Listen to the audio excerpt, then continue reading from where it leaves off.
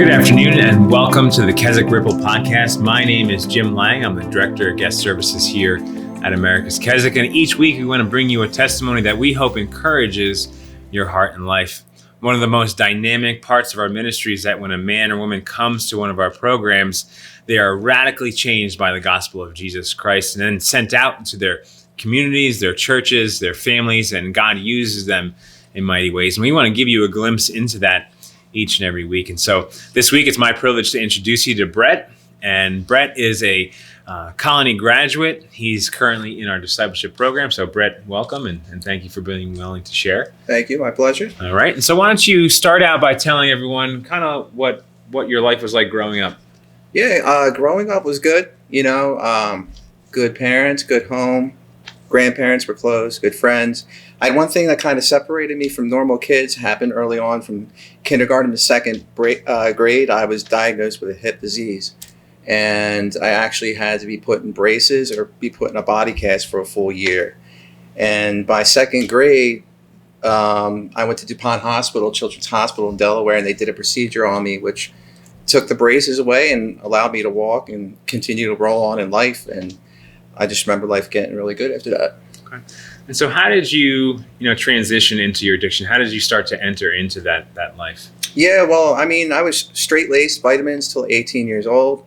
Played a lot of stick and ball sports, got into racing dirt bikes, spent a lot of time up here at the track racing dirt bikes, and became a volunteer firefighter in my town, went through the fire academy, and still straight-laced through that period. And then I got more freedoms. I enjoyed partying. And then I went through a string of injuries, a lot of broken bones, and started getting pain medicines. And through each injury, I just kind of graduated more and more to stronger and stronger medicine.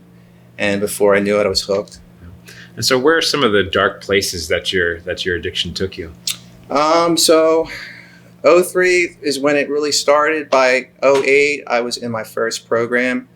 And it was a 3-month program. I graduated that program. I made it 1 month after that, and that started 11-year run after that. I went and got a doctor, and he put me on pain meds. So now I'm justifying it because the doctor's prescribing it. I'm getting it from a pharmacy. I'm not breaking any laws. And my medical files justified it because the broken bones, because of having a hip disease when I was younger.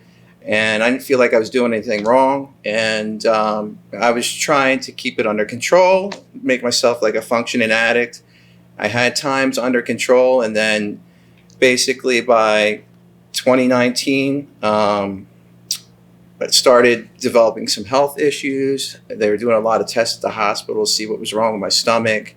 And I started messing around with heroin and actually overdosed September 14th, 2019. And that's kind of where it ends right there. And so how did you hear about the Colony of Mercy? Well, by Sunday, September 15th, when I was in the hospital, the doctors asked me if I wanted help. And I said yes. And they referred me to a place called Genocide Detox up here in Brick, New Jersey. And there I had a counselor named Bill McKenzie who was from here, and he gave me an application right off the rip, and I didn't hesitate. I filled it out.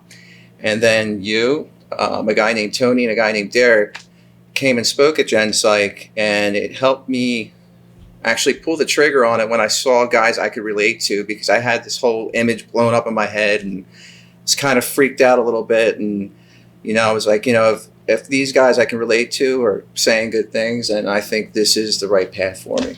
And I do have to say, I got a chance to speak to you that day we went there, and this is a different man who sits next to me than the guy I spoke to that day. And so it's been just an amazing thing to watch you grow. And so you were in the colony for 4 months. You signed on for an additional. But what has God been teaching you since you've been here? The main thing He's taught me is you can't earn salvation through works.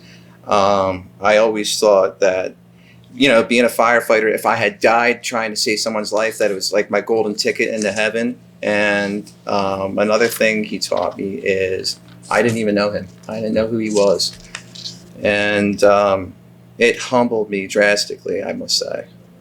And so what was the kind of difference you saw in the colony program through compared to the other programs that you went through? First thing I saw the first month is people genuinely care here. When I was serving meals here, I had people that didn't even work in our men's side, call me by name, and I didn't even know who they were yet. And I was like, how do you know my name? How do you know who I am? And she's like, well, we've been praying for you. We know who everyone is. And I'm like, wow, these people really do care. They've been praying for me. They don't even know me. So I was just blown away by that. So I had said before that you graduated the colony, you signed on for the discipleship program. What was kind of your reasoning, your decision-making process of staying for additional time? I truly sought the Lord on that one. I stayed in touch with people from church back at home. And basically, after 4 months, I wanted to go home. I wanted to go back to life as I knew it without using pain meds ever again. And, I was identifying it through the workbooks as I, me. And that's generally the flesh speaking. That's not the Lord. And the Lord told me, look, you need to stay. You need to continue growing and taking everything this program has to offer. And, bottom line, I wasn't ready to go home. And so more than likely, there's someone out there watching this podcast, watching this interview, who's struggling with drugs or alcohol. What would you say to them? Wow. You're not alone. God's not done with you. He's definitely got a plan for you. Don't be afraid to reach out for help. That's the biggest first step. And, this place definitely offers a lot because it offers a third element that you won't get in, NA, AA and stuff. You got physically, mentally, but here it gives you spiritually. And it's just a whole new healthy mindset and change of heart. It's a whole renewing of the mind. And, I would definitely say to anyone out there, if sobriety is your goal, then you set the bar too low for yourself. Awesome. Well, Brett, thank you for sharing a little bit of your story. We hope that Brett's story has encouraged your heart and life. It has. We encourage you to hit the like button, share this with friends, with family, with someone who may be struggling, and we will see you next week.